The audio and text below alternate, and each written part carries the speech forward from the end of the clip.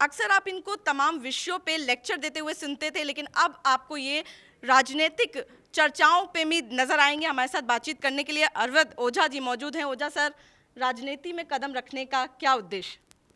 राजनीति डेमोक्रेसी में बड़ी प्यारी चीज़ होती है। उसको कहते हैं ना हम कि democracy of the government, democracy for the people, of the people, by the people. तो जनता क्या करती है डेमोक्रेसी में कि अपने प्रतिनिधियों को चुनती है। तो अगर उस जनता के पास अच्छे अच्छे ऑप्शंस भी होंगे तो निश्चित तौर पर जनता उन अच्छे ऑप्शंस को तरजीह देगी, मतलब स्थान देगी कि हाँ भाई आप भी आओ, हम आपको भी देखेंगे। तो राजनीति बहुत प्यारी चीज़ है। मुझे तो लगता है कि किसी भी आदमी को राजनीति से घृणा नहीं करना चाहिए, नफरत नहीं करना चाहिए, क्योंकि आप देश की पॉलिसी बना रहे हैं, देश का भविष्य बना रहे हैं। तो जहाँ आप इतना बड़ा रोल प्ले कर रहे हैं तो आप कैसे भाग सकते हैं पीछे।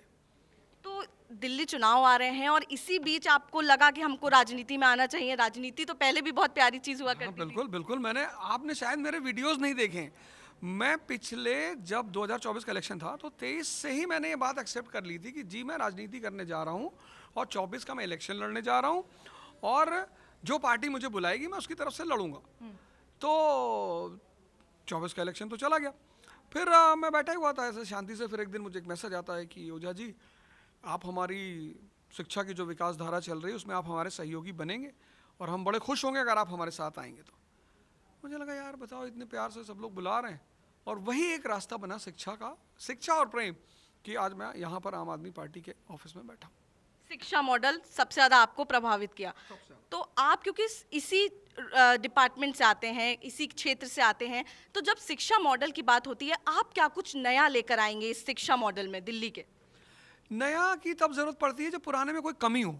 अभी मैं गया था सुबह स्कूल्स, पटपरगंज के कुछ स्कूल्स में गया था।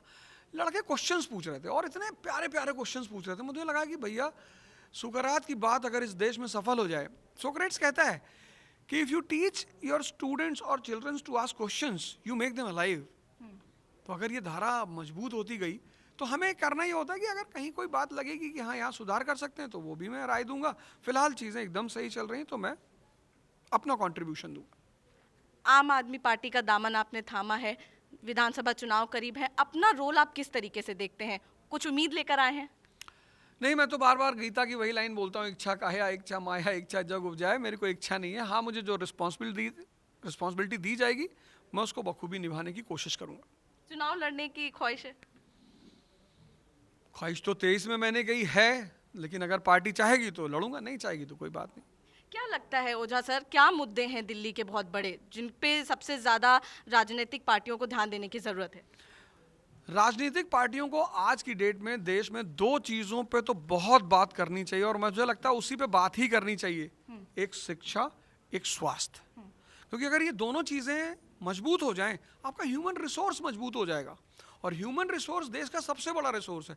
भाई जापान के पास नेचुरल रिसोर्स नहीं है, ना के बराबर है, पर वो कितनी पावरफुल कंट्री है क्योंकि उसने अपने ह्यूमन रिसोर्स पे सबसे ज़्यादा ध्यान दिया। तो मुझे लगता है कि सारी पॉलिटिकल पार्टीज को बाकी सारी बातें छोड़कर शिक्षा और स्वास्थ्य पर बात करनी चाहिए। और अगर बात करें तो आप कैसे बैलेंस बनाया जाएगा? एक शिक्षक भी हैं और आप राजनेता बन चुके हैं। नहीं, शिक्षक होने के नाते बैलेंस बनाना और ज़्यादा आसान है क्योंकि मैं इस बात को समझ सकता हूँ कि देश की ज़रूरतें क्या है और जहाँ ज़रूरतें हैं, मुझे नहीं लगता कोई मुझे ये कहेगा कि नहीं साहब शिक्षा की बात तो नहीं करनी चाहिए, देश को शिक्षा की क्या ज़रूरत है। तो मुझे एक शिक्षक के रूप में और ख़ासकर एक सिविल सर्वेंट के कोच के रूप में बखूबी एहसास है, और वो भी मैं हिस्ट्री का कोच हूँ। भारत महान था तक्षशिला के समय में, तो मैं चाहूँगा कि भारत के उस महानता को फिर से लाया जाए और फिर से भारत में तक्षशिला और नालंदा जैसी यूनिवर्सिटियाँ बनाई जाएँ।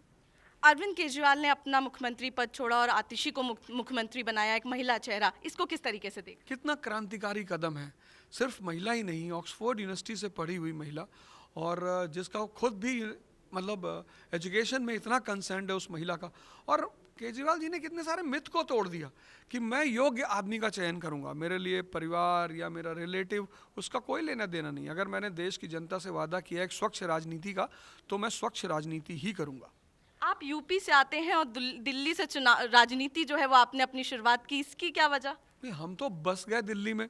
हमारा क्या कहते हैं, आधार कार्ड पटपटगंज का है, हमारा वोटर आईडी कार्ड यहाँ का है, तो जहाँ आधार और वोटर आईडी वहीं के हम। आप बार बार पप्पड़गंज की जिक्र कर रहे हैं, ख्वाहिश है वहां से लड़ने की? नहीं नहीं नहीं, वो तो पूछा आपने कि भाई आपका है, तो मैंने बता दिया कि हाँ वहाँ का है, इसलिए मैंने कहा।